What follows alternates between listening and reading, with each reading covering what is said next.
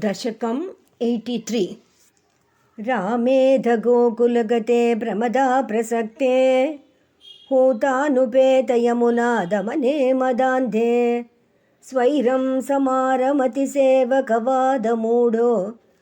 दूतं न्ययुङ्क्त तव पौण्ड्रकवासुदेवः नारायणोऽहमवतीर्ण इहास्मि भूमौ दत्से किल त्वमपि मामकलक्षणानि उत्सृज्यतानि शरणं व्रजमामिति त्वां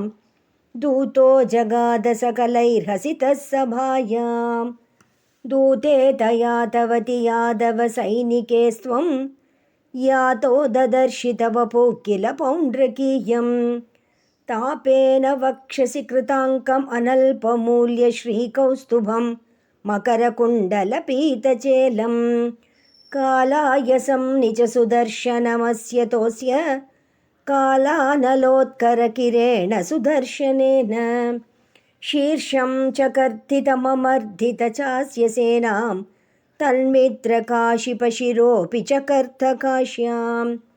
जाड्येन बालकगिरापि किलाहमेव श्रीवासुदेव इति रूढमतिश्चिरं सः सायुज्यमेव भवदैक्यधिया गतो भूते को नाम कस्य सुकृतं कथमित्यवेयात् काशीश्वरस्य तनयोत सुदक्षिणाख्यः सर्वं प्रपूज्य भवते विहिताभिचारः कृत्यानलं कमपि बाणरणातिभीतैः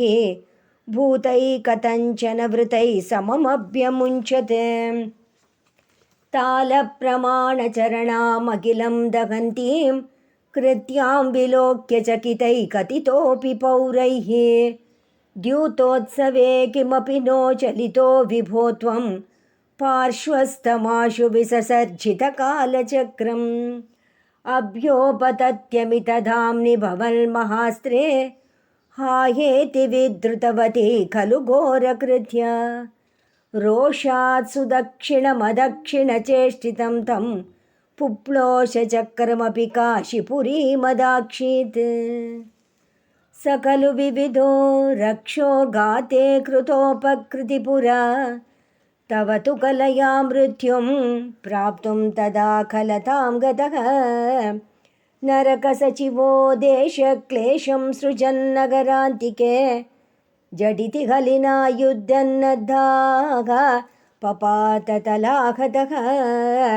साम्बं कौरव्यपुत्री हरणनियमितं सान्त्वनार्थी कुरूणां यातस्तद्वाक्यरोषो धृतकरिनगरो